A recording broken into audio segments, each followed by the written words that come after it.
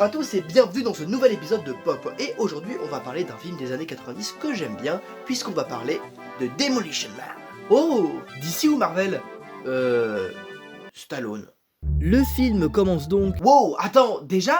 Quoi, comment ça déjà? Bah je sais pas, tu fais pas une intro longue et chiante que tout le monde zappe comme d'habitude? Non mais quand j'ai pas besoin d'un contexte précis pour raconter le film, je me lance direct, pas besoin d'attendre 10 minutes. Le film commence, c'est hyper décevant. Je peux parler du film s'il te plaît? C'est le concept de la vidéo. Oui, vas-y, moi ce que j'en pense. Non mais on s'en fout de ce que tu penses. Le film commence donc en 1996. Le futur. Et oui, car le film est sorti en 1993, donc 1996, c'est le futur. Faites un effort, d'accord, c'est comme pour Retour vers le futur 2. Dans un Los Angeles en feu, la criminalité a drastiquement augmenté et on retrouve John Spartan, le héros du film. Alors je sais qu'on dirait un militaire, mais non, c'est juste un flic. Qui est en route pour arrêter Simon Phoenix, le plus méchant des méchants, qui a pris un bus avec 30 passagers en otage. Un dingue pour en arrêter un autre.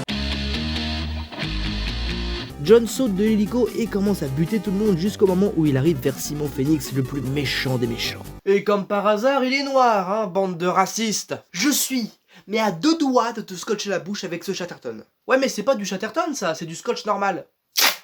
Ça fait du blabla, mais finalement Simon fout le feu à l'essence qu'il a renversé par terre. Il fait froid ici? Ou ça vient de moi? Mais le feu, c'est pour les tapettes, et John passe à travers et capture Simon avant que le bâtiment n'explose. Retire la bande. Ça, c'est un vrai héros américain. Ah oui? Pas tant que ça.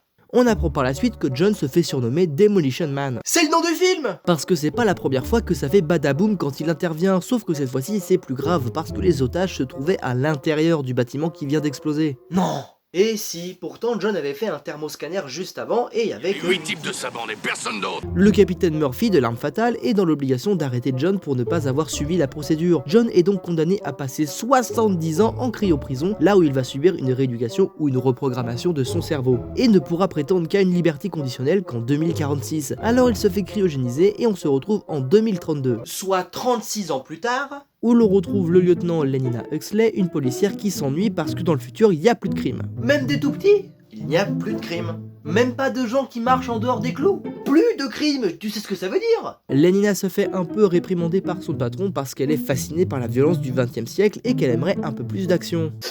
Heureusement qu'elle n'est pas fascinée par la violence des années 40, Non, annule cette blague tout de suite. Après avoir appris qu'on peut se prendre une amende pour dire des insultes telles que... Quelle connerie ça mort.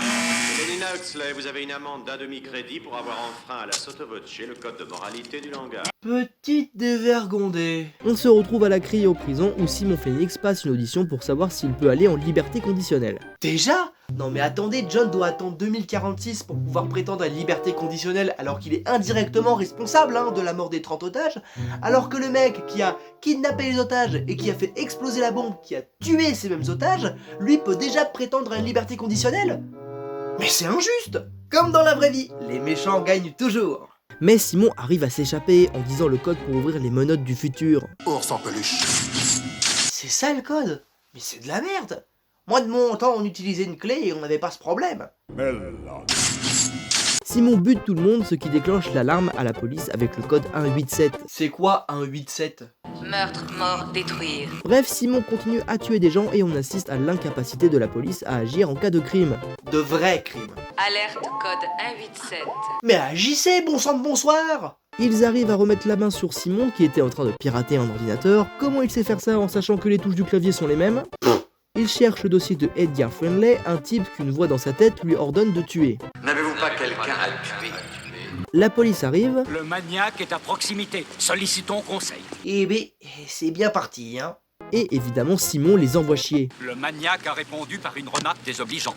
Et là, il y a... La bagarre. qui commence. Simon vient à bout des flics. Extrêmement facilement. On retrouve le docteur Cocteau. C'est en quelque sorte le maire de la ville. qui est en réunion et qui parle des Rebuts, un groupe de rebelles qui vit sous terre commandé par leur chef Edgar Friendly. Mais il se fait interrompre par Otto de Beetlejuice qui vient l'informer qu'il y a un type qui s'est échappé de Zonzon. Il charge donc le chef de la police de faire ce qu'il pourra pour l'arrêter. Huxley a donc l'idée de faire revenir John Spartan un peu plus tôt que prévu car lui seul pourra arrêter Simon Phoenix puisque tous les policiers d'aujourd'hui sont des lavettes et elle est fan de Spartan. J'ai fait une thèse sur lui. Il décryogénise donc John, on l'informe que sa femme est morte et on ne sait pas où est sa fille. Mais bon, au boulot John. Et on lui fait un topo sur Simon et sur l'époque. Pas le droit à la cigarette, aux gros mots, à tout ce qui fait grossir. Super, il sait quoi la suite, interdit de baiser? Bah...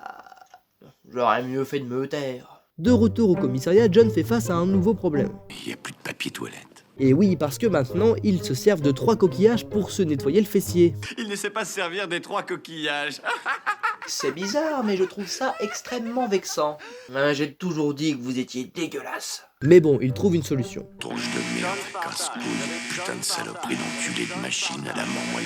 Plus besoin de coquillage. John fait savoir au chef que Simon cherche un flingue, mais le seul endroit où on peut trouver une arme dans le futur, c'est au musée. Oui, c'est sûr que ça a dû leur changer depuis les États-Unis de l'époque. Ou actuel d'ailleurs. Effectivement, Simon s'est bel et bien rendu au musée pour chercher des armes. Il en récupère plein, dont un pistolet du futur. Spartan arrive à son tour et ça part en baston. Ça fait 40 ans que je rêve de te tuer. Ouais. Bah continue de rêver. Et encore plus de blagues aussi. Tu crèves l'écran. T'es mort, Spartan. Non, t'as oublié de dire 6 mois dit. Simon arrive à s'enfuir et tombe sur Cocteau. Phoenix essaye de le buter mais il n'y arrive pas. Cocteau lui rappelle alors qu'il a quelqu'un à tuer, Edgar Friendly. Tiens donc, quelque chose me dit que ce docteur Cocteau n'est pas tout blanc. Alors que Simon Phoenix, lui, il est tout noir. Stop! Spartan arrive à son tour et Simon s'enfuit. Pour le remercier de lui avoir sauvé la vie, Cocteau décide d'inviter Spartan À la Pizza Hut. Classe. Spartan apprend que Cocteau est non seulement le dirigeant de la ville, mais aussi celui qui a créé leur nouveau mode de vie. On apprend que les Pizza Hut sont les seuls restos qui existent, donc en fait c'est un resto de luxe. John mange donc avec tout le gratin dauphinois de la ville. C'est bon, j'arrête. Pendant le repas, John repère des criminels. En effet, les clochards qui vivent sous terre arrivent et commencent à tout casser. Tu vas regretter ça le restant de ta vie, c'est-à-dire 2 secondes. John arrive à faire fuir les Rebuts, tout le monde l'acclame, mais Spartan comprend qu'il voulait seulement prendre de la bouffe. Huxley accompagne donc John chez lui, qui est un petit peu en colère. Phoenix, lui, s'est incrusté chez Cocteau pour savoir ce qui lui arrive. Le gentil docteur pas si gentil lui apprend donc que sa reprogrammation, qui aurait dû le rendre plus gentil, a été modifiée par Cocteau lui-même, pour que Simon aille enfin tuer Edgar le clochard. C'est pour ça que Phoenix connaissait le code pour les menottes ou la manière de pirater un PC du futur. Phoenix demande à Cocteau de décongeler certains criminels pour qu'il puisse l'aider à accomplir sa tâche, et Cocteau accepte sans poser de questions. Je pense qu'on peut faire confiance à Simon. De retour à l'appartement de Spartan. Il y a, comme vous le savez sans doute, une relation entre le sexe et la violence. Oui. Il ne s'agit pas d'un effet causal, mais d'un état général d'excitation neurologique. Accouche. Trouble que j'ai ressenti alors. Bon, en d'autres termes. Et si on faisait l'amour tout nu? Et John est plus que fou de joie. Oh ouais. Mais ce n'est pas ce qu'il attendait. Huxley se ramène avec des casques de science-fiction. Et c'est parti pour la baise. Oh, mais fais gaffe au ban YouTube, il y a des enfants qui regardent. Bon, John apprécie moyennement la copulation par Wi-Fi et veut faire l'amour à l'ancienne. Comme un mec, quoi. Faire crac crac boum boum. Lenina est dégoûtée et demande à John de s'en aller. Et du coup, bah il se finit en... De retour dans son appartement, une meuf à poil appelle John. Non mais ça suffit là. Je pense que nous avons déjà eu notre dose de sexe dans ce film. Spartan regarde les caméras de surveillance du musée et on y voit clairement Cocteau discuter au calme avec Phoenix. Le lendemain, John se fait pardonner auprès d'Huxley avec un pull qu'il a lui-même tricoté. Ce qui fait interroger Spartan sur son programme de réinsertion. Comment ça se fait que lui soit devenu une couturière alors que Simon peut hacker n'importe quel système de l'époque actuelle? Il regarde donc son programme de réinsertion et... Technique de combat urbain, méthodologie de la torture. Intéressant comme programme. Ce n'est pas un programme de réinsertion conforme. Sans blague. Eh, c'est moi qui fais les vannes. Et devinez qui a conçu ce programme. Les industries Cocteau, bien sûr. Oh bah ça alors. John et Huxley se rendent au bureau de Cocteau pour accuser le docteur qui ordonne à Lenina de renvoyer John au pays des glaçons. Soyez heureux. Soyez enculés. Spartan, Huxley et Garcia, un autre policier dont on se fout, décident de se rendre sous terre pour essayer de trouver Phoenix. On va lui faire la pipe à ce mec. Il y a beaucoup d'allusions sexuelles dans ce film, non? Oui. Pourquoi? C'est... drôle. Je suppose. Ils se rendent donc sous terre, Spartan déguste un burger et une bière, et Huxley se rend compte que ce ne sont pas forcément des gens dangereux, mais qu'ils ont plutôt peur. John met la main sur une vieille voiture. Elle est de 1970, c'est une Oldsmobile, modèle 442, avec un moteur de 7426 cm3, des pneus à carcasse radiale et des sièges baquets à l'avant. Waouh! Tu as lu le mode d'emploi? Edgar et ses compagnons tiennent en joue nos policiers. Friendly informe Spartan que s'ils sont tous en bas, c'est parce qu'ils ne veulent pas suivre le mouvement de Cocteau. En attendant, Phoenix fait un discours avec ses nouveaux compagnons fraîchement décongelés. C'est un remake de La Petite Maison dans la Prairie, joué par une bande de pédales en robe longue. Non mais c'est les années 90 aussi, il faut remettre ça dans son contexte. Le créateur de Tapetland. Bon, ok, faut que j'arrête de défendre ce film, moi. Simon et ses sbires se rendent donc en ville, mais sous la ville du coup, et tirent sur Spartan et Friendly. Après des coups de mitraillette dans tous les sens, Simon s'enfuit vers la surface et pique une bagnole de flic. John et Huxley prennent la muscle car et se lancent à la poursuite de Phoenix. Spartan saute sur la caisse de Simon et pendant la baston, Simon dit enfin à John la vérité sur la nuit où Spartan a été arrêté suite à la responsabilité qu'il avait dans la mort des passagers du bus. En fait, ils étaient déjà morts. Et c'est pour ça que John n'avait rien vu sur les thermoscanners. Phoenix voulait tout simplement envoyer John en prison avec lui. Bref, Spartan arrive à éjecter Simon de la voiture, mais cette dernière a un dysfonctionnement et part se cracher. Le chef de la police arrive et met John en état d'arrestation, mais lui, il s'en balance. On s'en balance? Edgar et son armée dystopique reviennent en surface accompagnés de Garcia qui a changé de camp comme ça en quelques heures. Spartan prend des munitions et se remet en chasse. Pendant ce temps-là, Simon demande à un de ses sbires de buter Cocteau puisqu'il ne peut pas le faire lui-même. Non mais il avait pas pensé à ça en décongelant tout le monde là? Faut croire que non. Mais quel con. Cocteau meurt mais pas le temps de fêter la victoire, Spartan et Huxley arrivent. Quand ils arrivent dans le bureau, Simon a déjà pris la poudre d'escampette. Mais il voit via l'ordinateur que Simon s'apprête à décongeler tous les criminels de la cryoprison. Alors direction la cryoprison, mais avant John assomme Lenina, car ça va chauffer. Et la première fois qu'elle a tué quelqu'un, c'était il y a 30 secondes. Oui, on va y aller étape par étape. John arrive à la cryoprison, ça retient dans tous les sens, entre Simon et Spartan, et ça fait... La bagarre! Il fait froid ici. Où ça vient de moi? Hey, ce serait-il pas la phrase que Simon il a dit au début du film, ça? Si. Et alors? Et alors rien. Juste... rien. Pendant la baston, John récupère un des trucs qui permet de cryogéniser les gens et arrive à geler Simon avec. Attention la tête!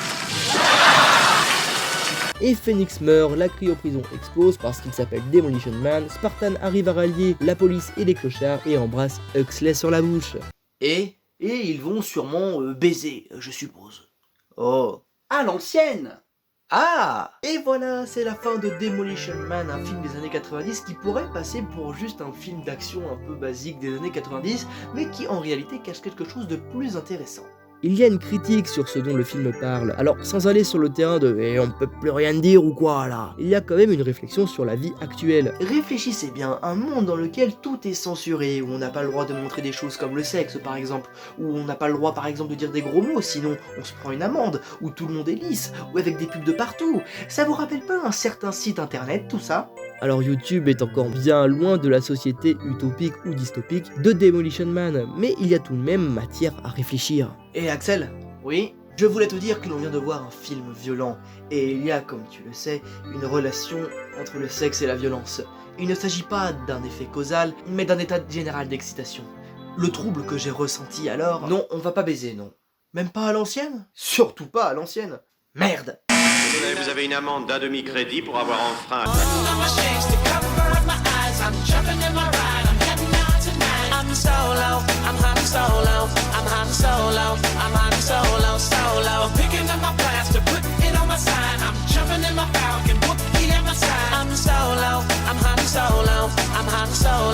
I'm Han Solo.